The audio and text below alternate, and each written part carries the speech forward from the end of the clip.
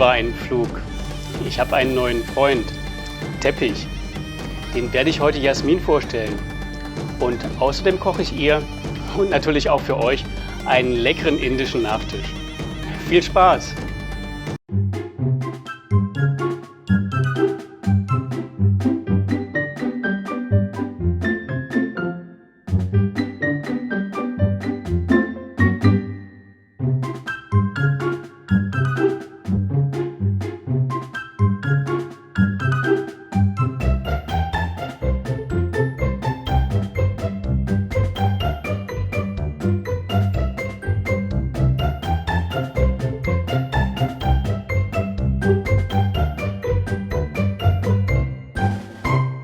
Auch heute nehme ich euch wieder mit in das Reich der Fantasie und der Abenteuer und in das Land von Aladdin und der Wunderlampe. Da gibt es übrigens auch eine schöne kleine Bahn im Disneyland Paris. Die wird oft vergessen, weil der Eingang ein bisschen versteckt liegt. Der Eingang ist zwischen Alice im Wunderland und der großen Windmühle. Dort gelangt man in das Reich der Feen. Wenn ihr mal zu viel von dem Trubel im Disneyland habt und euch eine kleine Auszeit gönnen wollt, dann geht in das Land der Feen. Da gibt es eine gemütliche Bootsfahrt durch die Märchen und Abenteuer und auch durch die Wunderhöhle von Aladdin. Heute machen wir einen leckeren indischen Nachtisch. Anfangen tun wir mit Amrakand und dafür brauchen wir folgende Zutaten.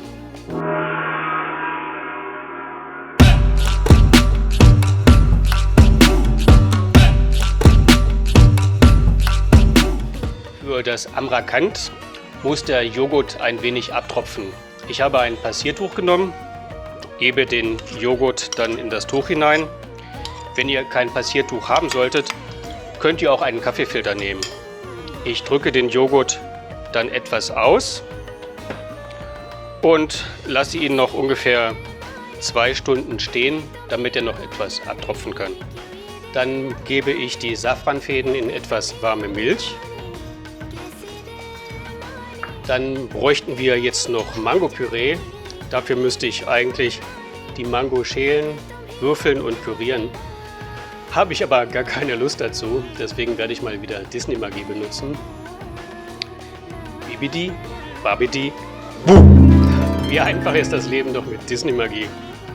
So, dann nehme ich den Joghurt. Der hat 2 Stunden im Passiertuch abgetropft. Der sieht jetzt schon fast ein bisschen aus wie Käse. Da gebe ich jetzt den Puderzucker dazu und rühre alles gut durch. Wenn ihr Kristallzucker nehmen wollt, das könnt ihr natürlich auch tun, aber dann solltet ihr den Joghurt ca. 30 Minuten stehen lassen, damit der Zucker sich auflösen kann. Dann gebe ich jetzt etwas von dem Mangopüree dazu.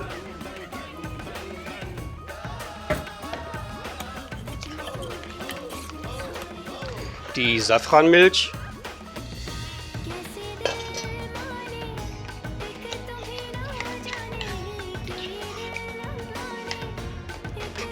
Dann noch den Kardamom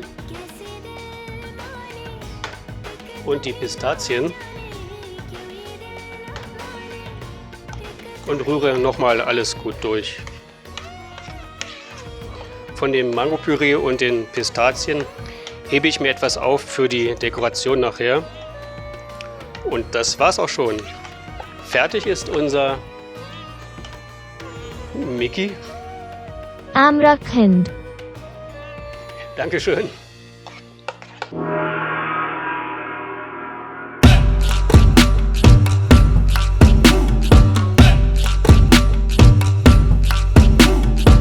Ich verrühre zunächst das Eigelb mit etwas von der Milch.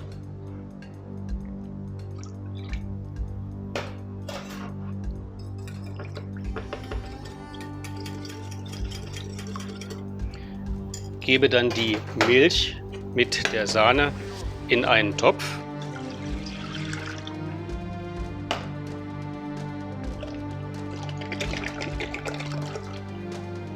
Und lasse die Mischung dann aufkochen und etwas einreduzieren.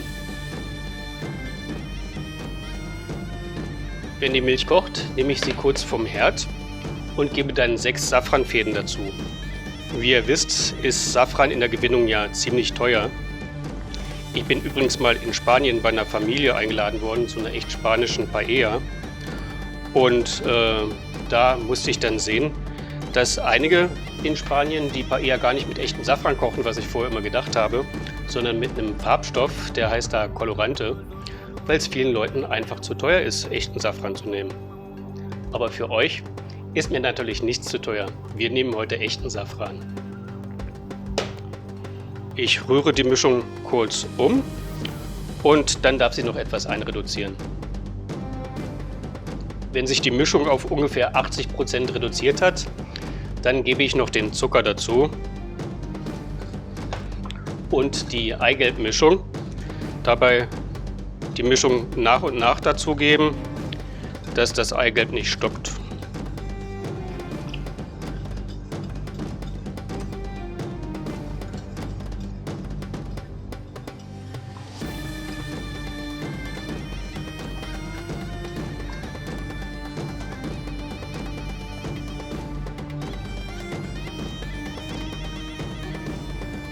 Die Mischung sollte jetzt noch mal kurz aufkochen und dann stelle ich sie zur Seite, dass sie etwas abkühlen kann. In der Zwischenzeit röste ich die Kerne an. Dafür gebe ich die Pistazienkerne, die Mandeln und den Kardamom in eine Pfanne.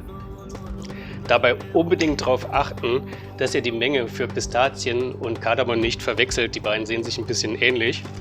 Wenn ihr zu viel Kardamom nehmt, dann schmeckt das Eis nur noch nach Seife.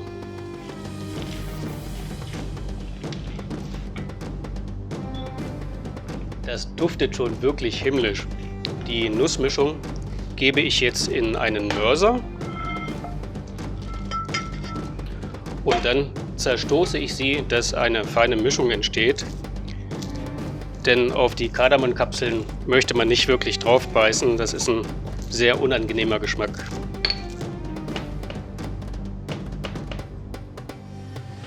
Falls euch das zu viel Arbeit ist, dann könnt ihr Kardamom, Mandeln und Pistazien auch gleich in zerkleinerter Form benutzen oder den Kardamom entsprechend als Pulver. Aber ich finde, wenn man die Sachen nochmal anröstet und dann selbst zerkleinert, dann ist der Geschmack viel intensiver und viel leckerer. Die Nussmischung kommt jetzt zu unserer Milch-Sahne-Mischung dazu. Und dann gebe ich noch 2 Teelöffel Rosenwasser dazu. Das wird in Indien sehr gerne für Nachspeisen benutzt und gibt dem Ganzen nochmal einen ganz besonderen Geschmack. Ich rühre die Mischung gut durch und dann lassen wir sie abkühlen, bevor sie dann gleich in die Eismaschine kommt.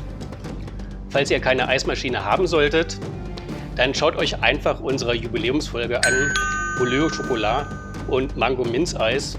Da zeige ich euch einen ganz besonderen Trick, wie ihr Eis auch ohne Eismaschine herstellen könnt. Die Zutatenliste und die anderen Informationen findet ihr dann in der Infobox. Übrigens haben mich einige von euch gefragt, wie man die Infobox genau findet. Das ist beim Tablet oder beim Smartphone meistens so, da ist neben dem Titel ein kleiner Pfeil und wenn man da drauf drückt, dann öffnet sich die Infobox. Und in der Desktop-Version gibt es unterhalb vom Titel einen Button, da drauf steht Mehr ansehen und wenn ihr da drauf klickt, öffnet sich auch die Infobox. Ganz in der Nähe ist übrigens auch der Button für den Like, für das Abo und die Glocke. Ich würde mich sehr über ein Abo von euch freuen und übrigens, das Ganze ist für euch kostenlos. Die Eismischung kommt jetzt direkt aus dem Kühlschrank, so hat die Eismaschine dann etwas weniger Arbeit. Ich gebe die Mischung jetzt nach und nach in die Eismaschine und in ca. 20 Minuten sollte das Eis fertig sein.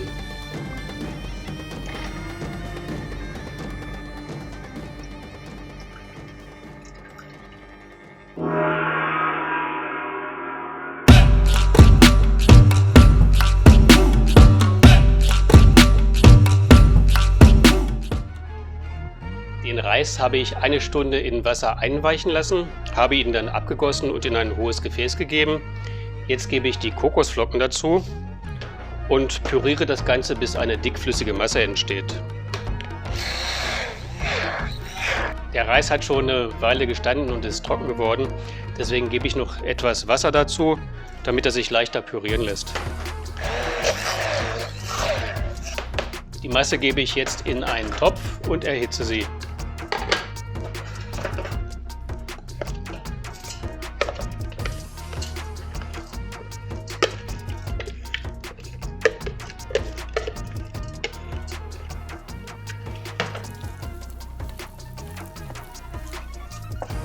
Wenn die Masse heiß geworden ist, gebe ich 300 Milliliter Wasser dazu.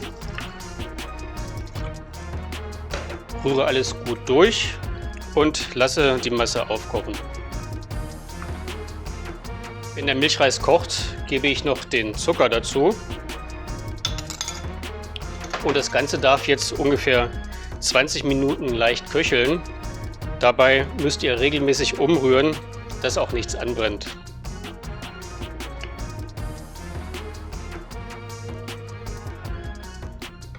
In der Zwischenzeit röste ich schon mal die Mandeln, die Pistazien und die Rosinen an.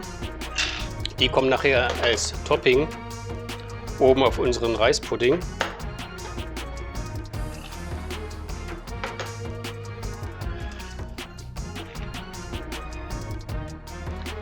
Milchreis ist übrigens ein Rundkornreis, der mehr Stärke enthält als ein Langkornreis. Deswegen klebt er auch so gut zusammen. Kleiner Tipp, wenn ihr mal keinen Milchreis zu Hause habt, dann könnt ihr auch Paella oder Risotto-Reis nehmen. Der hat die gleichen Eigenschaften. Nach 20 Minuten gebe ich noch den gemahlenen Kardamom dazu und rühre alles gut durch. Und fertig ist unser Narial Chichi. Ich hatte übrigens wilde Diskussionen mit Miki, wie das Gericht richtig ausgesprochen wird. Miki ist der Meinung, es wird Narial Kichi ausgesprochen. Vielleicht weiß ja einer von euch Bescheid und kann uns helfen und uns sagen, wie es richtig ausgesprochen wird.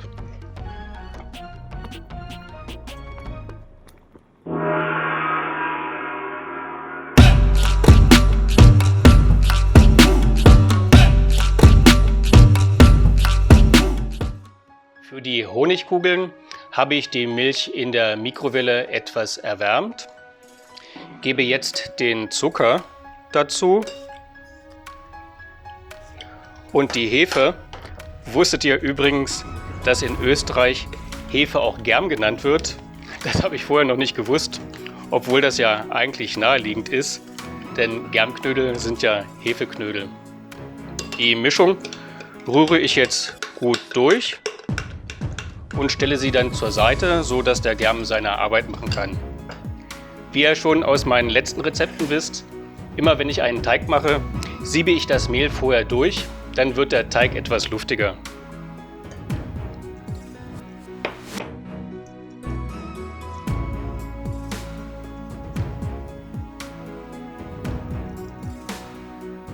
Ich mache jetzt mit dem Löffel eine Mulde in die Mitte vom Mehl.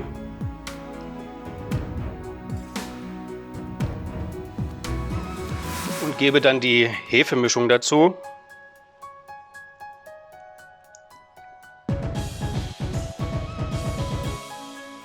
Und rühre dann vom Rand etwas Mehl ein, so dass eine Art Vorteig entsteht.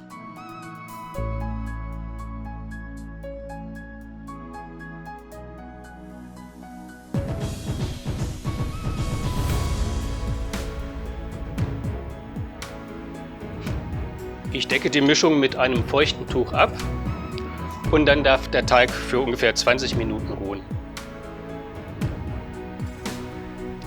So, der Vorteig ist jetzt gut aufgegangen.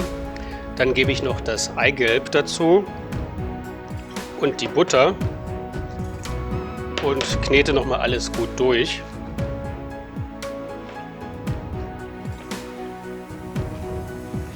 Der Teig ist fertig, wenn er ungefähr so eine Konsistenz hat.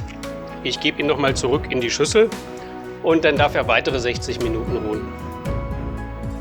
Der Teig ist gut aufgegangen. Ich steche jetzt mit einem Löffel etwas Teig ab und forme kleine Kugeln, die ich gleich in heißem Öl frittieren werde. Dafür teste ich, ob das Öl schon heiß genug ist. Dafür nehme ich einen Kochlöffel und wenn kleine Perlen am Stiel aufsteigen, dann ist das Öl heiß genug und wir können mit dem Frittieren beginnen. Ich gebe die Kugeln nach und nach in das heiße Öl. Wenn die Teigkugeln goldbraun sind, nehme ich sie mit einem Schöpflöffel heraus und lasse sie auf etwas Küchenpapier abtropfen. Und anschließend werde ich sie noch mit Honig überziehen. So, mit dem Frittieren der Teigbällchen bin ich jetzt fertig. In Indien werden die Bällchen klassischerweise nur mit Honig überzogen. Bei mir persönlich haben sie dann noch zu wenig Geschmack und deswegen werde ich sie etwas aufpimpen und werde sie wahlweise in Pistazien, Sesam, Kokosraspeln oder Zimt und Zucker wälzen. Das sieht auch optisch besonders schön aus und macht sich nachher auf dem Teller richtig gut. Und wenn ich dann gleich fertig bin, ja, dann können wir auch schon mit dem Servieren beginnen. Voilà, bon Appetit! Den Joghurt habe ich in einen Spritzbeutel gegeben, das Mango-Püree ebenfalls und habe beides dann schichtweise in ein Glas gegeben und noch mit etwas Mango dekoriert.